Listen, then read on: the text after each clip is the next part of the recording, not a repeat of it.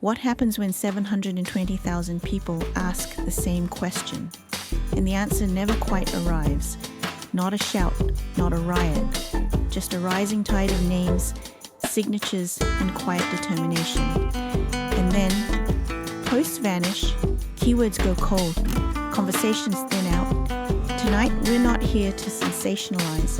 We're here to understand why this story refuses to fade and what it reveals about grief, control, and the human need for truth. From grief to a movement, why the numbers matter. Grief is usually private. It is something people carry quietly, revisiting memories, voices, and moments that once brought comfort. Yet in this case, grief did not remain confined to personal spaces. It slowly accumulated, name by name, until it reached a scale that could no longer be dismissed as emotional coincidence.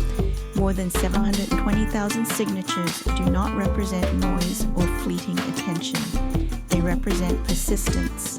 For many viewers, particularly those with lived experience of social change, the number itself carries weight. It signals that a question has not been answered in a way people can accept. Numbers like these are not about pressure or confrontation. They are about presence. They say, "We are still here. We are still asking." What makes this shift significant is that it moves the story beyond celebrity culture. The focus is no longer on admiration, but on accountability. It reflects a mature response, one that seeks clarity rather than spectacle. In many societies, progress has often begun this way, not through sudden upheaval, but through steady accumulation. A movement is not always loud. Sometimes it is simply sustained attention that refuses to fade, reminding institutions that public memory is longer than expected. The silence becomes part of the story. Silence is often misunderstood as emptiness, but in reality it carries its own meaning. When conversations thin out, when information becomes harder to find, people do not necessarily feel reassured.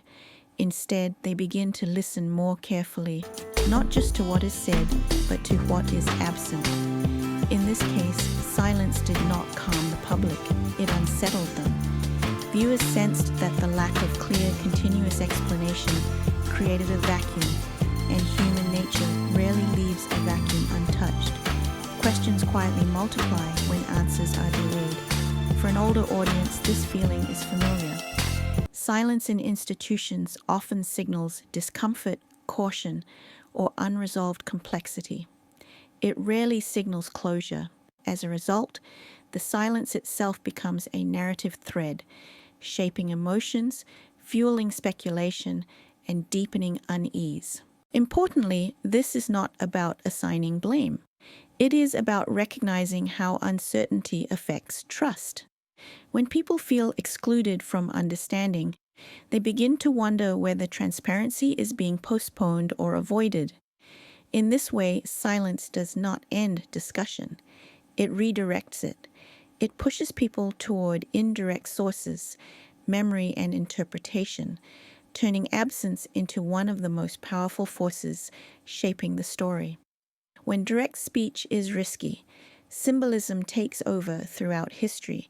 When open speech feels constrained, people have turned to symbolism. Art, music, poetry, and subtle gestures have long served as safe vessels for emotion when direct language feels exposed. In this case, symbolism emerged not as decoration, but as communication. Familiar melodies, peaceful imagery, and reflective phrases became shared reference points, gentle enough to pass quietly, yet meaningful enough to be recognized by those who were watching closely. This form of expression invites interpretation rather than instruction. It allows people to connect emotionally without declaring fixed conclusions. For many viewers, this created a sense of intimacy, as though meaning was being exchanged quietly, person to person. However, symbolism also carries ambiguity. It comforts without confirming. It suggests empathy without explanation. And while this can soothe, it can also prolong uncertainty. For a mature audience, this duality is striking. Symbolism preserves dignity and restraint, yet it also underscores the absence of clarity. It becomes a bridge, connecting shared emotion, but stopping short of resolution. In this way, symbolism does not replace dialogue.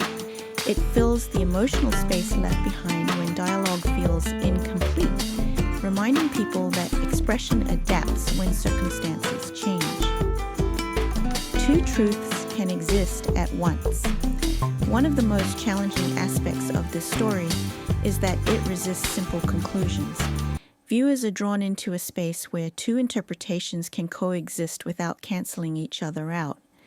On one hand, symbolic gestures may genuinely reflect compassion, a quiet acknowledgement of loss, a human response within limited boundaries. On the other, they may also represent restraint, carefully measured expressions that avoid deeper engagement with unresolved questions. Both readings can feel valid depending on perspective.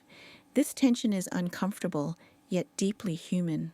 In many aspects of life, people encounter similar moments where care is offered, but explanations remain incomplete. For audiences with long professional or personal histories, this ambiguity feels familiar. Institutions often balance empathy with caution. Individuals may wish to express solidarity without stepping beyond unspoken limits. Recognizing this complexity prevents the story from becoming polarized. It allows space for reflection rather than judgment. Instead of forcing a single narrative, it encourages viewers to sit with uncertainty, acknowledging that intent and impact do not always align. In doing so, the story becomes less about choosing sides and more about understanding how communication operates under pressure. The unraveling. What collapses? When trust is damaged, the word collapse may sound dramatic, but in reality, what unravels here is subtle. Trust rarely breaks all at once.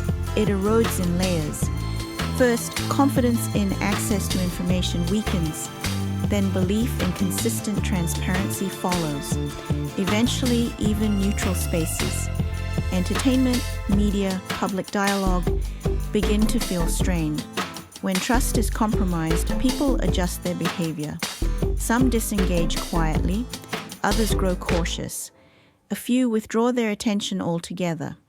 These responses are not acts of hostility, but of self-protection. For many viewers, this moment reshapes how they perceive entire systems.